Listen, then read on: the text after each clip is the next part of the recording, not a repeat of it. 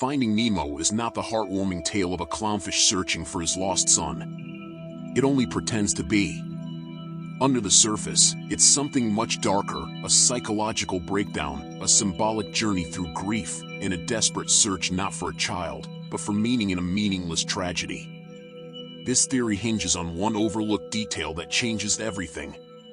The name Nemo. In Latin, Nemo means nobody.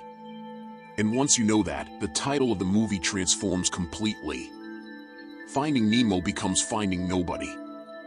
The film opens with a violent, dramatic event. A barracuda attack. Marlin and his mate, Coral, have laid their eggs, their entire future together nestled in the reef. But then death comes suddenly. Marlin is knocked unconscious. When he awakens, everything is gone, his partner, the hundreds of eggs, all wiped out, except, he claims, for one. Nemo, the sole survivor. But here's where it gets strange. Why would the barracuda leave one egg untouched? Why would the only survivor also happen to be deformed, marked by a bad fin? What if Nemo never survived at all? What if he never even existed? The entire story that follows could be Marlin's delusion. His psyche, shattered by the trauma of loss, creates a single imaginary child, a last ember of hope to cling to, a purpose to stave off total despair. The bad fin isn't just a detail, it's symbolic. It's a broken child for a broken father, a representation of Marlin's own internal damage. Marlin's obsession with Nemo's safety, his refusal to let him explore, isn't just parental caution, it's pathological control. A mind refusing to let go, refusing to face the truth that there is nothing left to protect.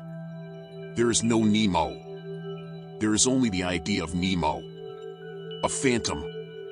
The journey that Marlin embarks on, the frantic search across the ocean, isn't about a physical quest to find his son. It's a descent into the depths of his own subconscious.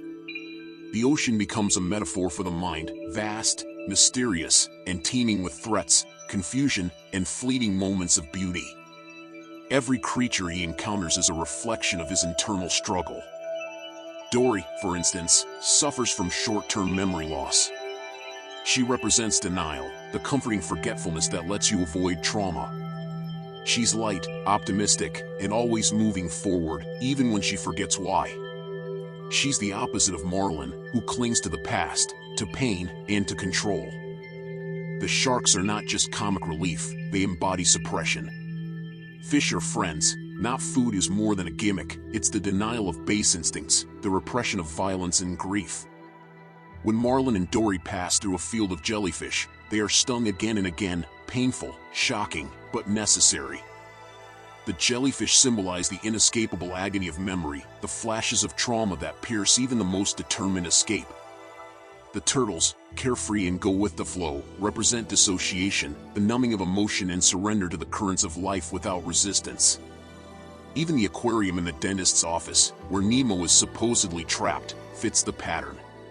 It's a sterilized, artificial world. Safe, contained, and delusional. The fish inside talk about escape, freedom, and salvation, but they never achieve it until Marlin is ready to accept the truth.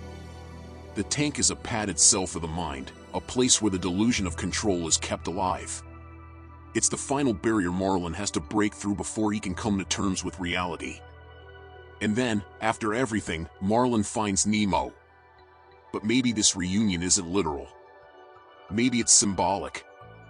Maybe Marlin has finally reached the end of his spiral. The journey is complete. The hallucination has served its purpose. He's ready to say goodbye. The final scenes, Marlin more relaxed, letting Nemo go to school, allowing independence, aren't just signs of a healed relationship. They're signs of release. Acceptance. The sun never existed outside Marlin's mind, but now the fantasy can be put to rest. Pixar cloaked this story in vibrant colors and talking fish, but the subtext is haunting. It's a film about grief, denial, and the painful process of healing. Finding Nemo is the wrong title.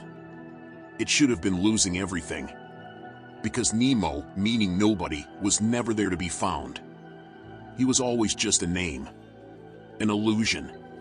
a vessel for Marlin's grief. And we let our kids watch this, thinking it was just about a clownfish.